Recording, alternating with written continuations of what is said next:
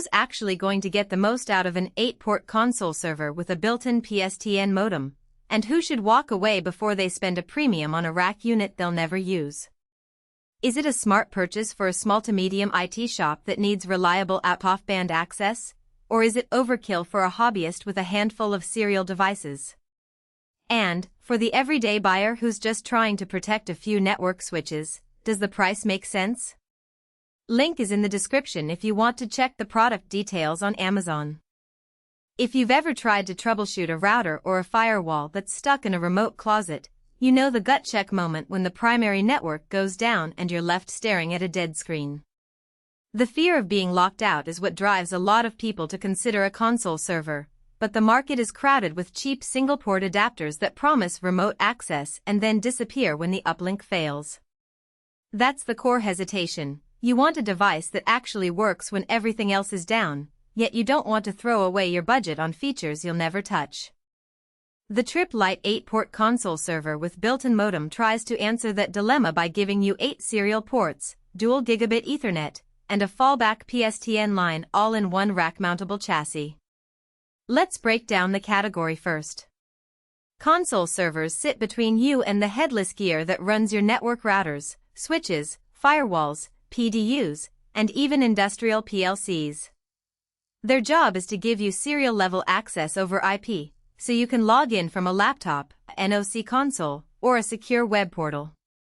In a data center or a branch office, the ability to pull up a CLI session on a dead device without physically climbing a ladder is a huge time saver. Most basic models give you a single Ethernet port and a few serial lines, which is fine if you have a reliable primary network. But when the primary link goes out, you lose that remote lifeline.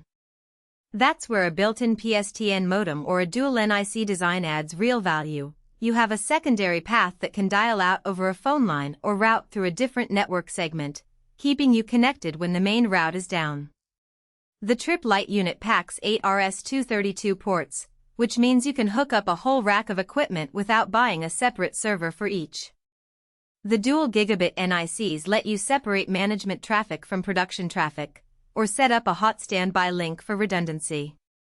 The built-in PSTN modem is a niche but powerful feature if your site still has a phone line. The console server can automatically dial out to a monitoring center or a designated admin's phone when it detects a loss of IP connectivity. The chassis also supports 2 SIM slots, so you can add a cellular fallback if you're in a location where copper phone service is scarce but 4G per 5G coverage is solid. Who should buy this? If you run a small to medium data center, a telecom carrier's edge site, or an industrial plant with a handful of remote PLCs, the 8 ports give you room to grow without adding a new appliance every few months. The dual NICs let you segment management traffic, which is a best practice requirement for many compliance frameworks. And the modem or cellular options provide a true out-of-band path, something you'll thank yourself for when a DDoS attack or fiber cut knocks out the primary internet. IT teams that have to support multiple customers or multiple sites from a central NOC will also find the ability to monitor 8 devices from a single console server a real workflow simplifier. On the flip side, who should skip it?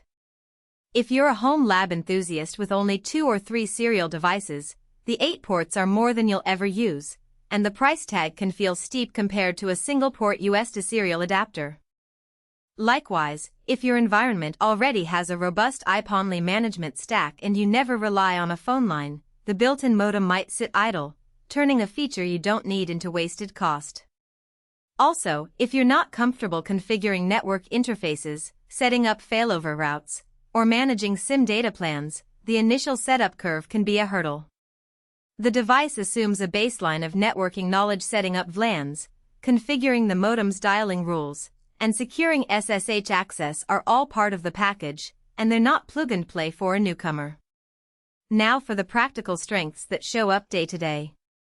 First, the out-of-band connectivity. In my conversations with a few data center technicians, the most praised scenario was a fiber cut that knocked out the primary management LAN.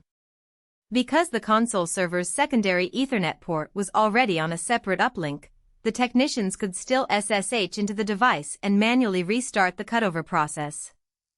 When the secondary link also went down, the PSTN modem automatically dialed a pre-programmed number, alerting the on-call engineer and allowing a remote CLI session over a voice line. That redundancy turned what could have been a multi-hour outage into a 15-minute recovery. Second, the 8 ports.